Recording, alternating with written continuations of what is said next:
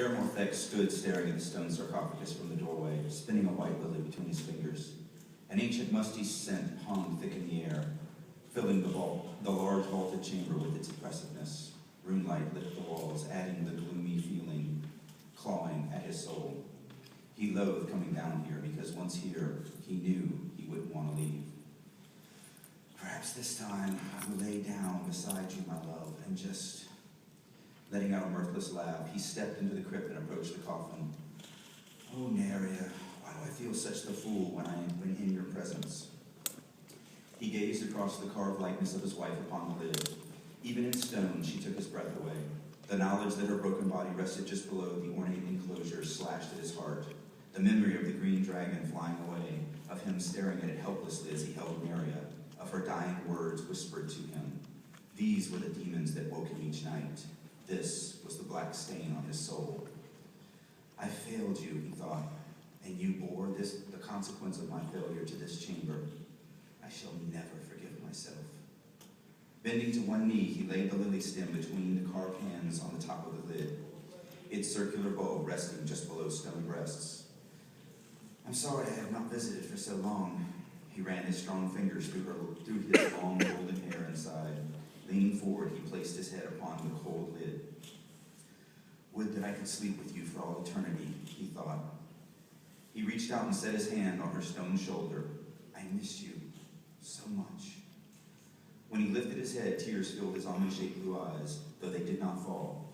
Our son is well. Felian is now running so fast his nanny is having a hard time keeping up with him. He smiled, and the motion forced the tears sitting in his eyes to roll down his smooth cheeks. He made no attempt to wipe them away. Preparations have begun for the evacuation. They feel the entire combine should be ready to leave in just a few weeks' time. He clenched his jaw at the thought. I still can't believe Father and Eredor are willing to abandon our homeland. We have paid so much.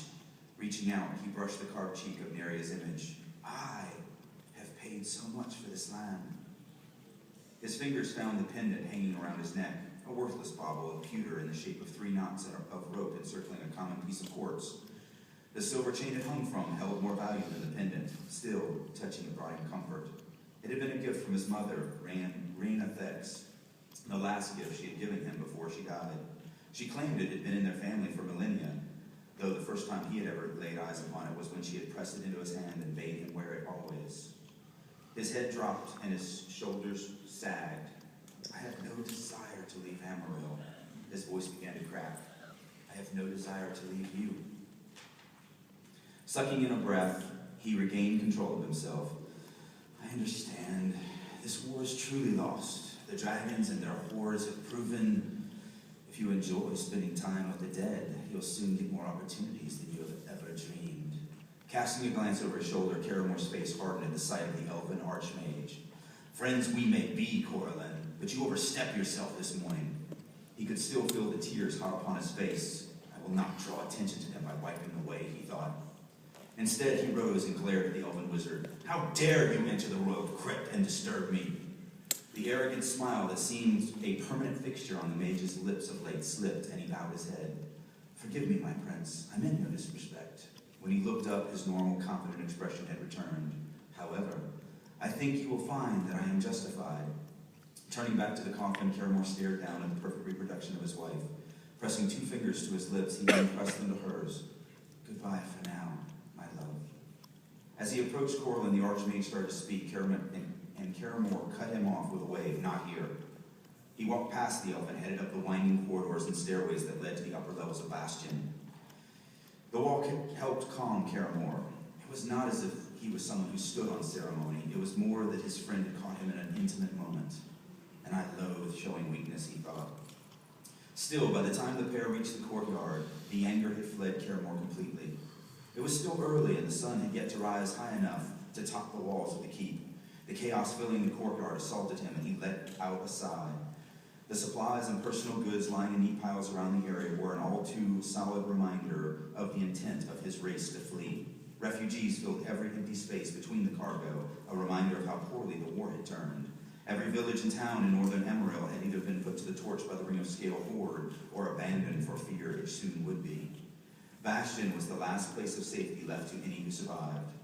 The keep had not been built to house so many. Food and water were running low. People slept in the halls of nearly every building, which still left thousands camped outside in the courtyard. More than that filled the once lush gardens of the outer ward. The majority of these refugees were elven. Beyond the walls, a tent city stretched like lichen off into the distance. It contained a mix of all the races that formed the Combine: elves, dwarves, ogres, humans, Karens, gnomes. The stench of so many crammed so close hangs like a tyrannical cloud, he thought to himself. A small elven child looked up at Caramore as he passed, causing him to stop. Her tiny eyes, so full of fear and hopelessness, made Caramore realize how much his people relied upon him. Perhaps my father and brother are correct. Perhaps it is time to abandon this land. I'm afraid they are far more correct than you know. Caramore had almost forgotten the mage. He turned and nodded to Corlin to speak. The mage's eyes darted around before he continued in a hushed voice. Last night, while on parole, I captured a drake. It took some weight. Caramore raised a hand and stopped him. You left Bastion? Why? Corlin shrugged and grinned. I felt the need for some night air. The keep has not been a welcoming place for me recently. Caramore felt a tinge of sadness thinking of how the council spoke to the mage lately. In retrospect, the majority of Corlin's problems were caused by Corlin's own paranoia. The Archmage shook his head. My reasons are unimportant. As I was trying to say, the drake took some persuading, but in the end it told its secrets. He looked around once more, then leaned in closer. As of this morning, the entire Ring of Scale army is camped within a day's march to the north. Unbidden, Caramore scoffed. A drake told you this. He chuckled again, once you had captured it. When Corlin's grin turned into a scowl, Caramore reached out and put both his hands upon the mage's shoulders. I'm not suggesting you are lying, my friend. I'm just saying perhaps the drake was leading you on in the hopes you would not kill it. He gave the mage a hard look. You did kill it, didn't you? Oh, it's dead, all right. Raising his hand, Corlin brushed Caramore's arm aside and stepped in close once more. I understand your doubt, but I used compulsion with pain to focus the creature's mind. It could not have lied to me if Ithiochar himself had ordered it. Compulsion. Caramore's eyes widened at the thought of such an evil spell. As a soldier, he knew better than most what sacrifices needed to be made during war. However, the use of such magic raked at his arm. Still, he knew of no other mage who had as much mastery over the incantation as Corlin Larkus. Pausing, Corlin pursed his lips. Caramore, the dragon army is on our doorstep. They plan to attack at sunset. Impossible, he thought.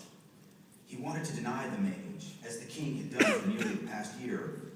Looking at Corlin's eyes, however, he knew the mage spoke true. In an instant, the reality of the situation slammed down upon his shoulders. He spun, taking in all the huddled masses gathered in the courtyard around him. Most will only eat once today, he thought.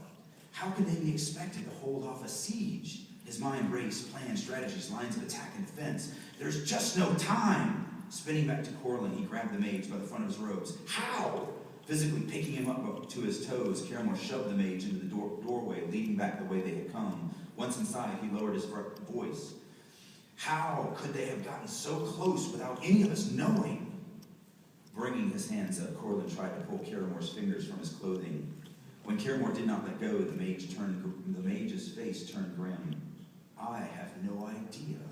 It is you who command the Teir. Are you not?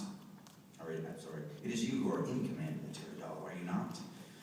Why don't you go ask your scouts how a vast horde of over 100,000 kobolds, Phyrexians, wavens, drakes, and dragons could travel so far, so fast, without them even noticing? Anger bubbled up inside of Caramore. Instead of lashing out at his friend, he let him go and stormed back out into the courtyard. He stopped and pointed at the mage. Gather the council. Let them know what you have told me. They are already in session. Corlin stepped toward Caramore. I'm on my way there now, but my words will fall short without your support. Nodding, Caramore began walking across the courtyard once more. I know, but I have some matters to attend to first. I will join you in the council room in half an hour. He let his anger build as he stalked across the courtyard. Someone would pay for him learning of this from an outside entity. And I know exactly who that someone